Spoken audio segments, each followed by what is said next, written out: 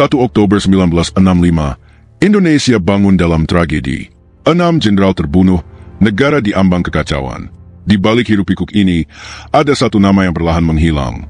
Soekarno, sang proklamator, bapak bangsa, tiba-tiba dibungkam oleh tangan yang dulu ia percaya, Soeharto. Mengapa? Apa yang sebenarnya terjadi di balik layar transisi kekuasaan Orde Lama ke Orde Baru?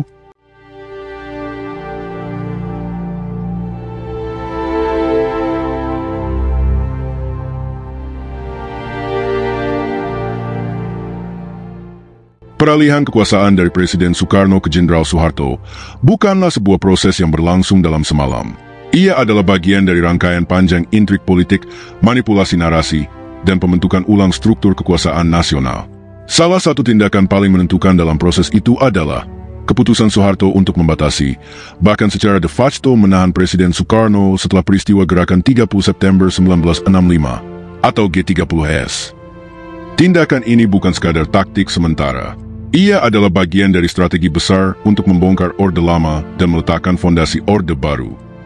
Lantas, apa sebenarnya alasan dibalik putusan Soeharto membungkam tokoh sebesar Soekarno, seorang proklamator, orator ulung, dan pemimpin karismatik? Berikut adalah penjelasan komprehensif dari latar belakang hingga implikasinya. 1. Pergeseran kekuasaan dari simbol ke struktur. Tanggal 1 Oktober 1965, Indonesia bangun dalam ketakutan. 6 jenderal angkatan darat ditemukan tewas. Tubuh mereka dibuang di sebuah sumur tua di Lubang Buaya. Gerakan yang menamakan dirinya Gerakan 30 September mengaku bertanggung jawab. Namun dalam waktu singkat, narasi segera bergeser. Partai Komunis Indonesia dituduh berada di balik konspirasi tersebut. Disinilah babak baru sejarah Indonesia dimulai. Di tengah kekacauan ini, muncul satu nama, Mayor Jenderal Soeharto. Sebagai Panglima Komando Cadangan Strategis Angkatan Darat, Soeharto adalah salah satu perwira tinggi yang masih berada di posisi strategis. Dengan cepat dan tegas, ia mengkonsolidasikan kekuatan militer, mengambil alih komando, dan meluncurkan operasi untuk menguasai Jakarta serta menumpas apa yang ia sebut sebagai pemberontakan komunis. Langkah-langkah Soeharto sangat cepat, bahkan nyaris tanpa perlawanan. Istana Presiden yang biasanya menjadi pusat kekuasaan berubah menjadi simbol yang perlahan kehilangan daya. Presiden Soekarno, yang saat itu berada di Halim Perdana Kusuma, lokasi yang kemudian dikaitkan dengan G30S, menjadi sorotan. Banyak kalangan militer mencurigai sikap Soekarno yang ambigu. Ia tidak segera mengutuk PKI. Ia tidak memerintahkan penumpasan. Bahkan, ia menyarankan pembentukan Komando Operasi Pemulihan Keamanan dan Ketertiban atau Kopkamtib sebagai bentuk penanganan yang terkesan kompromistis. Namun dalam politik, keraguan-raguan bisa berarti kehancuran. Soekarno, yang selama 2 dekade menjadi arsitek revolusi dan orator agung, tiba-tiba tampak gamang. Bagi sebagian besar tentara, ini adalah bukti bahwa ia tak lagi layak memegang kendali. Alih-alih menjadi pemimpin, Soekarno mulai terlihat sebagai beban politik yang berbahaya, terutama karena kedekatannya dengan PKI dan peran sentralnya dalam merancang ideologi Nasakom, nasionalisme, agama, komunisme. Sementara itu, Soeharto tidak membuang waktu. Ia menyusun narasi dan strategi. Melalui surat perintah yang kemudian dikenal sebagai Super Semar atau Surat Perintah 11 Maret 1966, Soekarno secara resmi memberikan wewenang kepada Soeharto untuk mengambil tindakan demi menjaga keamanan negara.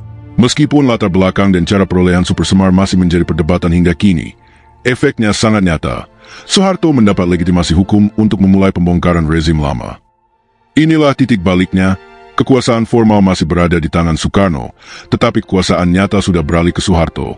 Soekarno menjadi simbol tanpa struktur, sedangkan Soeharto menjadi struktur tanpa perlu simbol. Seiring berjalannya waktu, simbol pun digantikan dan struktur berubah menjadi kekuasaan absolut. Proses ini tidak terjadi dalam hitungan hari. Ia berlangsung selama berbulan-bulan melalui serangkaian langkah sistematis. Pembersihan kabinet dari tokoh-tokoh pro-Soekarno dan kiri. Penahanan massal terhadap simpatisan PKI dan jaringan loyalis Soekarno. Pembentukan opini publik lewat media massa yang sepenuhnya dikontrol militer. Penguatan militer sebagai pilar utama pemerintahan. Pada akhirnya, kekuasaan Soekarno tak hanya dirongrong, ia dikikis perlahan melalui kombinasi tekanan politik, isolasi psikologis, dan rekayasa narasi sejarah. Soekarno tidak digulingkan secara frontal, ia dibungkam secara bertahap dengan cara yang terlihat konstitusional tapi syarat muatan kekuasaan. Bagi bangsa yang sedang mencari stabilitas setelah bertahun-tahun hidup dalam ketegangan ideologis, Suharto menawarkan jawaban, ketertiban, keteraturan, pembangunan. Maka transisi pun terjadi. Simbol revolusi digantikan oleh simbol stabilitas. Bung Karno digantikan oleh Bapak Pembangunan. 2. Penghapusan pengaruh politik Soekarno. Pada pertengahan dekade tahun 1960-an, nama Soekarno bukan sekadar nama. Ia adalah simbol. Sebagai tokoh proklamator dan orator ulung, ia tak hanya memimpin Indonesia secara formal, tetapi juga mempersonifikasikan semangat revolusi, kemerdekaan, dan persatuan nasional. Bahkan ketika kekuasaan de facto mulai berpindah ke tangan Soeharto, aura politik Soekarno masih begitu kuat dan sulit digantikan. Di mata banyak orang, kaum nasionalis, pendukung ideologi kiri, dan sebagian kelompok Islam progresif, Soekarno adalah bapak bangsa yang tak tergantikan. Ia telah menanamkan gagasan besar dari anti-imperialisme, persatuan dalam keragaman, hingga manusia Indonesia seutuhnya. Namun justru karena kekuatan simboliknya yang luar biasa itulah, ia dianggap berbahaya bagi rezim baru yang sedang tumbuh. Soeharto sadar bahwa kudeta terbuka terhadap Soekarno bisa memicu perlawanan luas. Maka, jalan yang diambil adalah penghapusan pengaruh secara perlahan namun sistematis, sebuah proses silent removal terhadap sang proklamator dari lanskap politik nasional. Langkah-langkahnya cermat dan berlapis. 1. Pengawasan ketat dan pembatasan akses. Soekarno, yang dulunya bebas berbicara di forum-forum rakyat dan tampil di media, kini mulai dibatasi pergerakannya. Ia dijaga oleh militer dan hanya diperbolehkan menerima tamu tertentu yang telah diseleksi ketat. Bahkan komunikasi dengan anak-anaknya dan loyalis terdekatnya diawasi atau dibatasi. Akses terhadap pers juga ditutup. Surat kabar yang dulunya menyanjung Bung Karno, kini berbalik arah atau disensor penuh oleh rezim Orde Baru. Tulisan-tulisan tentang dirinya tak lagi muncul. Wawancaranya tidak diterbitkan. Namanya perlahan-lahan menghilang dari ruang publik. 2. Kampanye delegitimasi. Sambil mempersempit ruang gerak Soekarno, rezim Soeharto juga menggalang opini publik yang menempatkannya sebagai bagian dari masalah nasional. Buku pelajaran sejarah mulai disusun ulang. Media militer menyebut Soekarno gagal menjaga stabilitas nasional dan membiarkan komunisme tumbuh subur. G30 SPKI dijadikan titik balik narasi besar Orde Baru, dan Soekarno ditempatkan dalam posisi serba salah, tidak membubarkan PKI, tidak tegas saat negara genting, dan tidak berpihak kepada militer.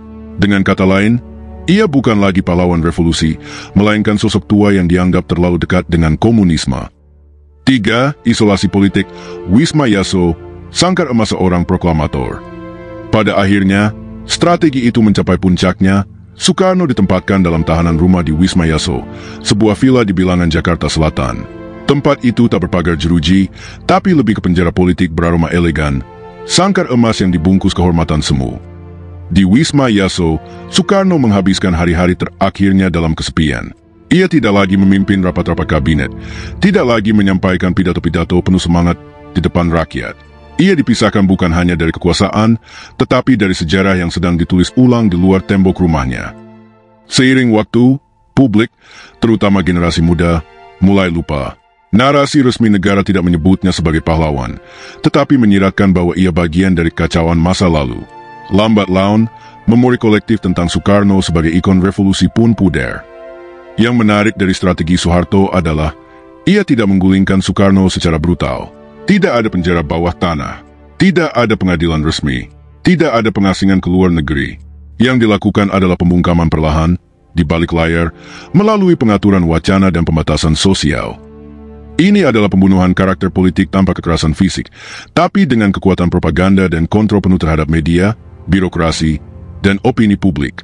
Soekarno tak digulingkan oleh massa, melainkan ditenggelamkan oleh sistem. 3. Legitimasi Orde Baru, membangun narasi baru. Setelah kekuasaan Soekarno berhasil diperteli melalui tekanan militer dan isolasi politik, Soeharto masih menghadapi satu tantangan besar, bagaimana membuat rezimnya tak hanya berkuasa, tetapi juga diterima, bahkan diyakini oleh rakyat. Dalam sistem politik pasca konflik, kekuatan saja tak cukup. Dibutuhkan sesuatu yang lebih halus namun tak kalah mematikan, narasi. Disinilah mesin ideologi Orde Baru mulai bekerja. Tujuannya jelas, menyusun ulang sejarah nasional, untuk memberikan legitimasi moral dan politik kepada penguasa baru, serta menghapus pengaruh masa lalu yang bisa mengancam stabilitas Orde Baru. Maka dimulailah proyek besar penulisan sejarah versi negara. Narasi utama yang dikembangkan oleh Orde Baru berporos pada dua hal fundamental. Satu, Soeharto adalah penyelamat bangsa dari ancaman komunisme. Ia digambarkan sebagai sosok tenang, bijaksana, dan visioner yang mampu mengembalikan stabilitas negara setelah masa kelam G30S. Perannya sebagai Panglima Kostrad saat krisis diangkat menjadi momen heroik, sebuah titik balik yang menyelamatkan bangsa dari jurang kehancuran. Dua, Soekarno adalah bagian dari masalah. Tanpa harus menyebutnya secara langsung sebagai pengkhianat, Orde Baru menyebarkan pesan bahwa Soekarno membiarkan komunisme tumbuh dan mengancam keutuhan bangsa. Dalam narasi ini, Soekarno bukan lagi bapak revolusi, melainkan pemimpin yang gagal menjaga arah negara. Proses pembentukan narasi ini tidak dilakukan secara sembarangan. Ia dilembagakan, diinstitusionalisasi, dan disebarkan secara sistematis melalui buku-buku pelajaran sejarah. Kurikulum sekolah pada masa Orde Baru dirancang untuk menyampaikan versi tunggal tentang G30S dan transisi kekuasaan. Dalam buku-buku itu, Soeharto tampil sebagai penyelamat, sedangkan Soekarno hanya disebut sekilas, tanpa penekanan pada perannya sebagai proklamator dan presiden pertama. Film propaganda nasional, Pengkhianatan G30S PKI, disutradarai oleh Arifin C. Nur dan dirilis tahun 1984. Film ini menjadi alat utama indoktrinasi massal. Ditayangkan wajib setiap 30 September di seluruh televisi nasional dan sekolah, film ini menggambarkan PKI secara brutal dan kejam, serta menampilkan militer dan Soeharto sebagai pahlawan penumpas. Soekarno, ia hampir tidak hadir. Ketidakhadirannya adalah pesan bahwa ia tidak relevan, bahkan mungkin patut dicurigai. Pidato-pidato kenegaraan dan peringatan tahunan. Orde Baru membakukan istilah seperti pemberontakan G30 PKI dan stabilitas nasional dalam pidato-pidato resmi. Istilah-istilah ini bukan sekadar retorika, tapi menjadi mantra penguat narasi bahwa ancaman utama bangsa adalah komunisme dan bahwa jawaban satu-satunya adalah kepemimpinan Soeharto. Untuk memperkuat dasar hukum kekuasaan, Orde Baru juga melakukan serangkaian langkah legal formal. Dep MPRS nomor 33 MPRS 1967. Ketetapan ini secara resmi memberhentikan Soekarno dari jabatan presiden. Meskipun ia tidak pernah secara eksplisit diadili atau diputus bersalah, langkah ini adalah simbol formal bahwa era Soekarno telah berakhir. Pengangkatan Soeharto sebagai pejabat presiden. Dengan legitimasi MRS, Soeharto diangkat menjadi pejabat presiden pada tahun 1967. Setahun kemudian, pada 27 Maret 1968, ia dilantik secara resmi sebagai Presiden Republik Indonesia kedua. Sejak saat itu, kekuasaan bukan lagi soal de facto, ia sudah menjadi de jure. Dengan simbol-simbol lama disingkirkan dan narasi baru dibangun, Soeharto punya ruang luas untuk menata ulang identitas nasional. Era Orde Lama ditandai sebagai masa kelam yang emosional, ideologis, dan tak stabil. Orde Baru tampil sebagai antitesisnya, rasional, teknokratis, dan terencana. Dalam versi sejarah ini, pembangunan adalah ideologi. Ketertiban lebih penting dari kebebasan. Nasionalisme diredefinisi bukan dalam perlawanan terhadap kolonialisme, tetapi dalam kesetiaan terhadap stabilitas negara. Orde Baru tidak hanya merebut kekuasaan politik, tetapi juga merebut ingatan kolektif bangsa. Selama lebih dari 3 dekade, generasi Indonesia tumbuh dengan versi sejarah yang nyaris tunggal. Nama Soekarno hanya muncul dalam foto proklamasi, bukan sebagai pemimpin yang pernah mengguncang dunia dengan pidato "To build the world anew". Namun sejarah sejati, sebagaimana kata orang bijak, tidak bisa dibungkam selamanya. Setelah reformasi tahun 1998, kritik terhadap narasi tunggal Orde Baru bermunculan. Buku-buku alternatif diterbitkan. Film dokumenter baru dibuat, nama Soekarno kembali dielu-elukan.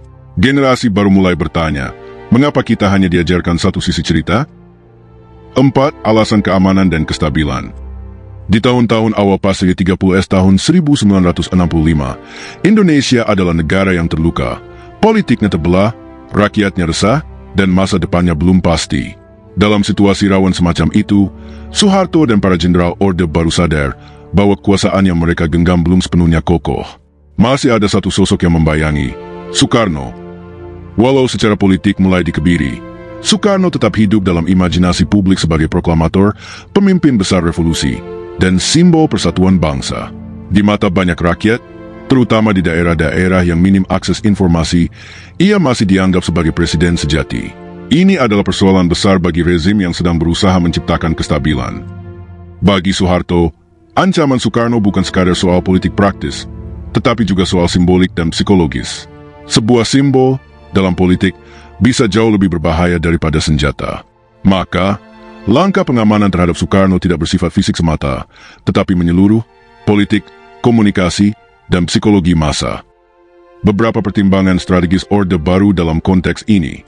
Potensi mobilisasi massa bisa dicegah lebih awal. Sejarah telah menunjukkan bahwa Soekarno punya daya magis untuk menggerakkan rakyat. Pidatonya mampu menggugah emosi, retorikanya menyulut semangat perlawanan. Bayangkan, jika Soekarno saat itu diberikan ruang untuk bicara kepada publik, kerusuhan sosial atau gerakan tandingan terhadap Orde Baru bisa saja pecah. Isolasi informasi sebagai taktik pengendalian. Selama di tahanan rumah di Wisma Yaso, komunikasi Soekarno dengan dunia luar sangat dibatasi. Surat-surat disensor, kunjungan dikontrol, dan akses terhadap media diblokir. Ia dijauhkan dari pers, intelektual, dan pengikutnya. Ini adalah bentuk pengendalian yang canggih, tidak sekadar memenjarakan tubuh, tetapi juga menutup akses terhadap opini publik. Simbol lama digantikan dengan simbol baru. Dalam masyarakat yang baru saja mengalami trauma politik, kekuatan simbol sangat menentukan arah kesetiaan. Maka Soeharto secara sistematis membangun simbol-simbol baru Orde Baru, jargon stabilitas nasional, slogan pembangunan 5 tahun, serta figur-figur teknokrat non-karismatik yang mengutamakan efisiensi ketimbang orasi. Soekarno, sang orator flamboyan, dianggap tidak relevan dalam iklim baru ini. Isolasi Soekarno juga berfungsi sebagai pesan politik yang kuat. Jika seorang Soekarno, tokoh sentral dalam kemerdekaan Indonesia, yang pernah dielu-elukan sebagai putra sang fajar, bisa dilenyapkan secara politik tanpa perlawanan, maka siapapun yang mencoba menentang Soeharto akan berpikir 2 kali. Dengan kata lain, tindakan terhadap Soekarno bukan hanya soal pengamanan, tetapi bagian dari arsitektur ketakutan yang menjadi pondasi awal Orde Baru. Ketika ketakutan telah tertanam, stabilitas menjadi lebih mudah dikelola, meski bersifat semu. Wisma Yaso, tempat Soekarno ditahan sejak tahun 1967 hingga wafatnya pada tahun 1970, bukan penjara berdinding kawat berduri. Namun di sanalah terjadi pembunuhan karakter secara perlahan. Ia dikelilingi oleh pengawasan, dijauhkan dari keramaian, dan kehilangan panggung yang selama ini memberinya energi hidup. Kunjungan dibatasi hanya untuk keluarga dan orang-orang tertentu. Dalam memuar putrinya, Sukmawati, dan juga dalam kesaksian staf-staf istana, Soekarno hidup dalam kesepian, merindukan masa ketika ia bisa berbicara kepada rakyatnya. Ia ditaklukkan bukan oleh senjata, tetapi oleh sunyi. 5. Akhir tragis seorang proklamator. 35 tahun setelah memproklamasikan kemerdekaan Indonesia, Insinyur Soekarno wafat dalam kesendirian, tanpa upacara kenegaraan yang layak, tanpa pelukan hangat dari negara yang dulu ia bangun dengan darah, air mata, dan mimpi-mimpi besar. Tanggal 21 Juni 1970 menjadi momen duka yang nyaris diselimuti keheningan resmi. Tidak ada pengumuman besar, tidak ada pelayat negara, tidak ada pengakuan eksplisit atas jasa-jasanya. Yang ada hanyalah berita kematian yang nyaris bisu di media massa, yang dikendalikan rezim Orde Baru. Bagi banyak rakyat Indonesia, wafatnya Soekarno bagaikan kehilangan arah kompas. Tapi bagi penguasa saat itu adalah titik akhir dari sebuah babak yang ingin dilupakan, sebuah sejarah yang terlalu rumit untuk dikenang dan terlalu berbahaya untuk dirayakan.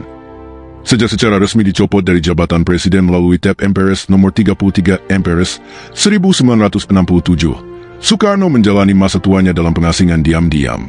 Wisma Yaso, rumah kediamannya yang dulu megah, berubah menjadi penjara tak bernama. Ia dijaga ketat, dibatasi interaksinya, dan dilarang tampil di muka publik.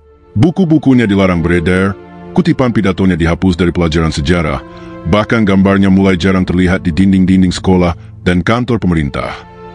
Tidak ada panggung lagi, tidak ada massa yang bersorak, tidak ada siaran langsung pidato kenegaraan tahunan di depan MPRS.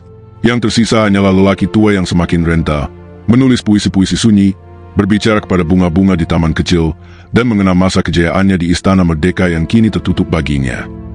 Orde Baru tidak membunuh Soekarno secara fisik, tapi perlahan-lahan menghapusnya dari narasi nasional. Ia dihilangkan dari buku pelajaran. Perannya diperkecil dalam propaganda resmi negara. Dalam film pengkhianatan G30 SPKI yang ditayangkan wajib setiap tahun, Soekarno tampil sebagai sosok abu-abu yang tidak tegas terhadap komunisme, bukan sebagai negarawan besar. Lebih dari sekadar pembungkaman individu, ini adalah bentuk penghapusan ingatan kolektif. Anak-anak Indonesia generasi tahun 1970-an hingga tahun 1990-an tumbuh tanpa benar-benar mengenal siapa sebenarnya Soekarno.